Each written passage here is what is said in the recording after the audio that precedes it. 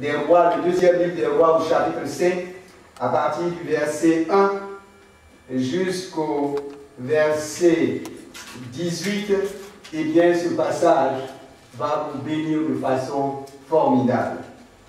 Le titre de mon message s'intitule « Va et lave-toi 7 fois dans le Jourdain ». Va et lave-toi 7 fois dans le Jourdain. C'est une parole forte. Et je crois que cet après-midi, à travers cette parole que le prophète Élisée a prononcée à Naaman le Syrien, eh bien, vous serez bénis. Nous lisons les Écritures.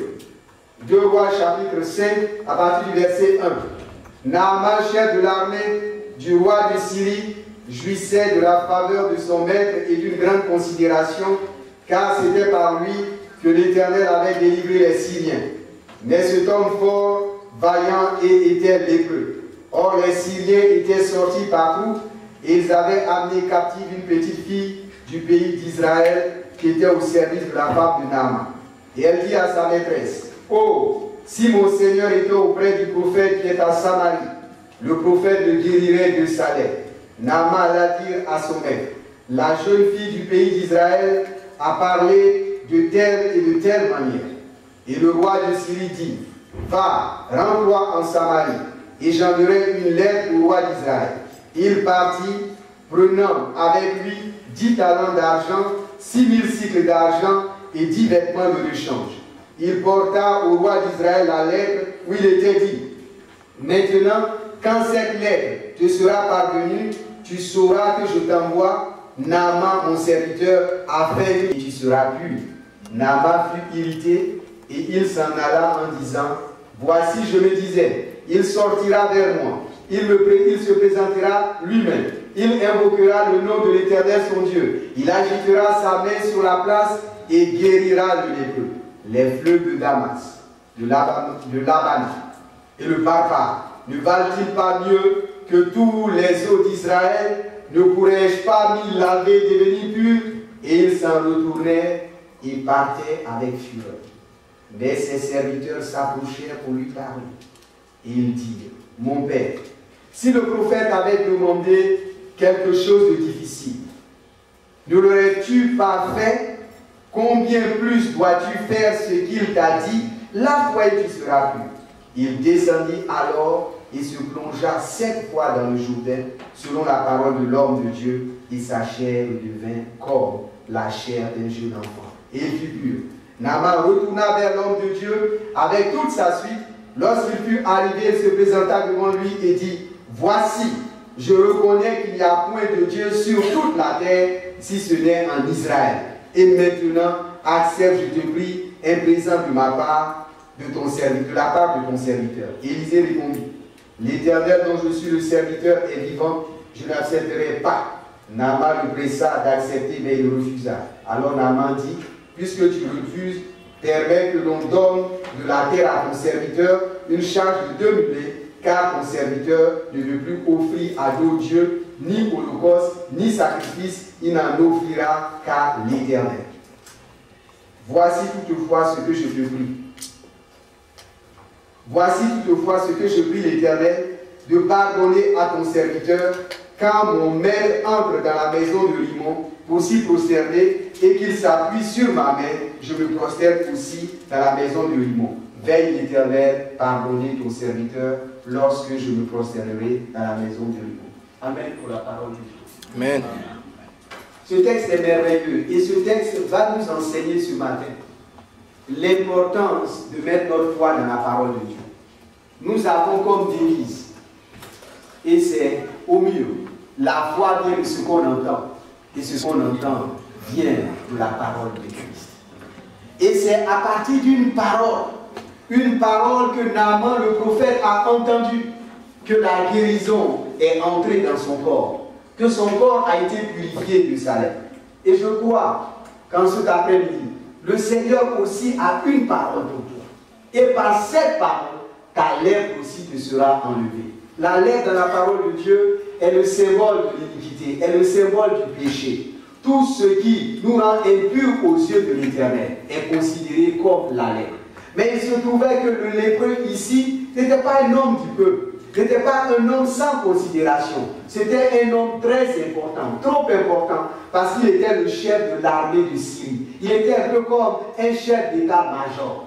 Mais derrière ses beaux vêtements, derrière son armure de grand guerrier, de grand combattant, il y avait un problème. Et ce problème, c'est la lèpre. Son corps était rongé par la lèpre. Et cela faisait des années. Et sans doute que son peuple et ceux qui étaient éloignés ne voyaient pas cette lèpre. Mais il avait un problème sérieux.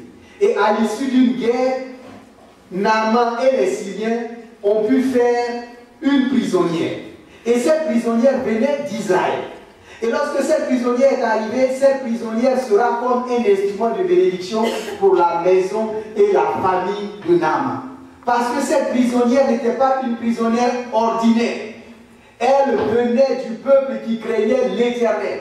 Et parce que cette petite sera dans la maison de Naaman, elle va transporter la bénédiction avec elle. Et nous savons très bien qu'Israël est le peuple béni de Dieu. Dieu, à travers leur père Abraham, a prononcé des paroles de bénédiction. Et ces paroles de bénédiction poursuivent les enfants d'Israël partout où ils vont. Même lorsqu'ils sont en captivité, même lorsqu'ils sont en prison, même lorsqu'ils sont des otages, eh bien, la bénédiction de Dieu les accompagne et les poursuit. Et parce que Naaman et sa femme ont su exercer l'hospitalité, et la parole de Dieu nous dit, certains pour avoir exercé l'hospitalité, ils ont hébergé des anges. L'un des principes pour attirer la bénédiction de Dieu dans notre vie, pour accélérer cette bénédiction, c'est en fait l'hospitalité. Vous vous rappelez Abraham? Il était un jour assis à la porte de sa tente. Il y a 3 étrangers qui sont venus. Parce que Abraham a accordé l'hospitalité à ces étrangers. Et bien ces étrangers, l'un de ces étrangers, qui était la manifestation de la théophanie, a prononcé une parole de bénédiction sur Abraham. Et de cette parole de bénédiction, la femme d'Abraham est devenue enceinte. Et l'enfant de la promesse est né. Mon frère, ma soeur, l'exemple de Naaman et de sa femme est un exemple pour nous enseigner que quelquefois, pour activer la bénédiction de Dieu, c'est important d'exercer le principe de l'hospitalité. Certains me diront, on a tellement hébergé des gens, on a tellement reçu des gens qui nous ont toujours payé en monnaie du singe.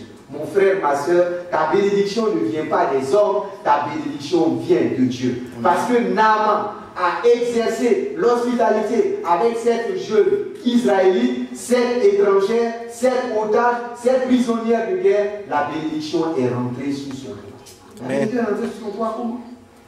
Au cours d'une conversation, cette jeune femme a dit à Madame Naaman, si ton mari était en Israël, il serait guéri par un prophète qu'on appelle Élisée. Madame Naaman a entendu cela.